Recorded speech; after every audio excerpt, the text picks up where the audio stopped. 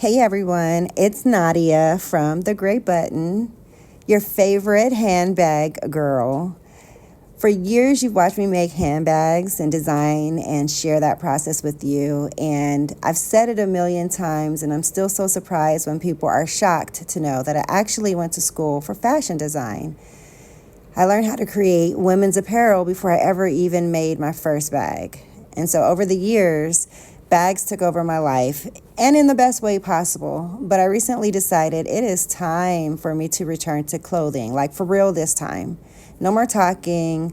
It's just time to go. So this series is my journey back to the dress form, and I'm going to be sharing some videos. And in those videos, I'll be designing garments, sharing some techniques that I learned in fashion school, and really brushing up on those techniques for myself because it's been over 20 plus years since I graduated from school. But I am wanting to let you all see the full creative process behind the scenes, because when I used to share those bag making videos, I used to get so many messages how people enjoyed me watching the creative process and me working. And so I thought this would be really cool for you all to come on this journey too. And so I'm going to kick things off with something really special, which is my birthday dress. So as you see here, I am draping on my dress form, which is my favorite way to design. I think that draping helps me to be able to actually visualize my designs more so than patterns. And what I'll do is take this drape and develop them into patterns. And from those patterns, I can manipulate from there. In school, this is where fashion just clicked for me when I took my intro to draping and then advanced draping classes. And so I fell in love. And so this is what I'm doing. Right here, I am pinning the side panel to a princess seam strapless dress. And it's so important not to extra pull on the fabric and kind of just lay the fabric where it wants to go and smooth it out with your hands. And so that's what I'm doing. I don't know if you guys can see here, but I did draw grain lines and a cross grain to make sure that I keep the grain line straight and the cross grain perpendicular to the floor. And that's going to help for my drape to actually fall properly once it is hanging on me or, my client. And so right here, I am forming a little bit of ease into the bust area.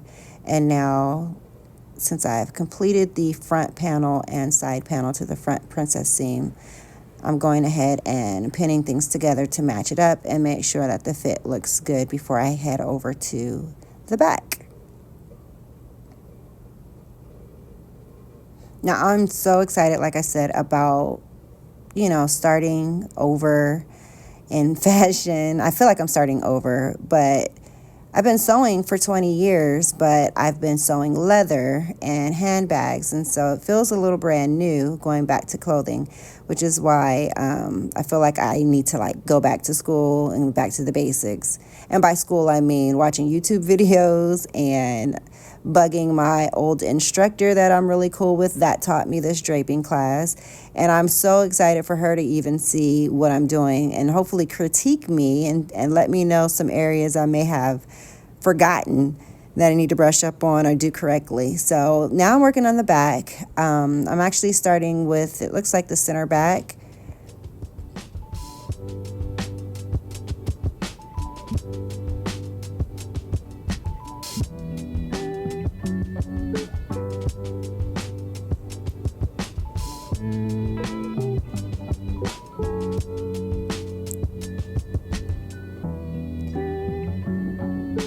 And I'm just trimming off the excess. You saw me doing those clips at the waist, and that's just to release some of the tension so there's not any pulling, and it helps the fabric to shape around the body. Again, keeping the grain line straight, cross grain perpendicular to the floor. And now I'm matching up the side back panel with the center back panels.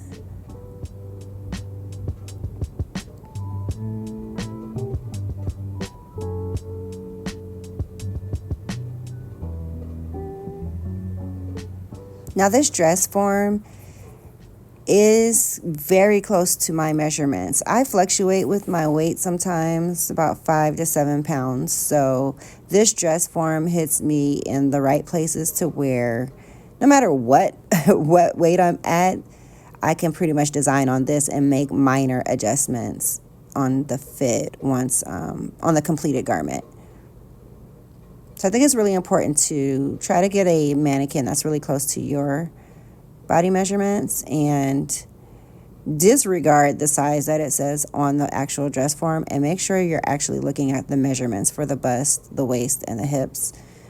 I find that to be the best. I have 2 dress forms, and thankfully I was able to get the right measurements the first time, because these things are not cheap.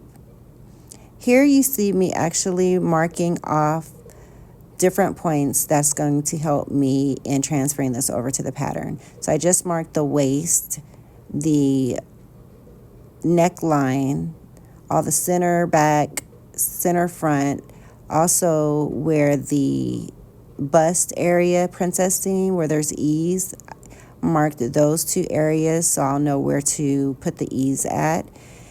And now you see me, I've taken off the muslin from the dress form so that I can true up the seams, and then we'll go over to sewing up a sample.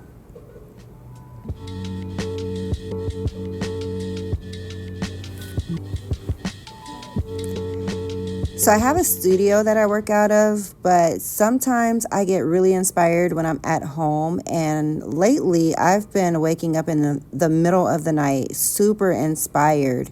And so I brought my dress form home and my little home sewing machine. So when those moments hit, I can drape at home, watch TV, be inspired, and make my little samples. And then I can go to the studio and sew for real on the real sewing machines. So here you see where I have sewn up my sample for the drape. And this is the actual piece that I draped on there. I just cleaned up the seams and then sewed it up. And now I'm over here at my studio.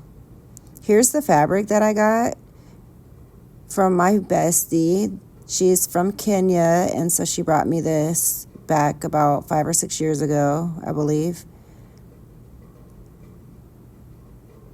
Let me just I'm trying to clean off some space. This fabric, it's a nice piece of fabric, but it was fairly narrow. So what I had to do with regards to my dress is the skirt portion of the dress isn't going to be the same length all around. And that's because the style of skirt that I wanted, it was just not enough fabric widthwise, excuse me. I thought it would be very interesting to kind of switch things up and cut the center front pieces on the bias so that I can get some style lines going on the diagonal. And so that's what you see me doing here. I don't know, I just thought it would be a little bit more interesting.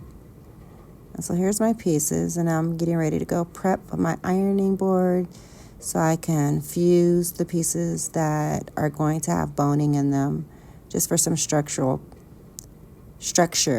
to be able to hold that boning.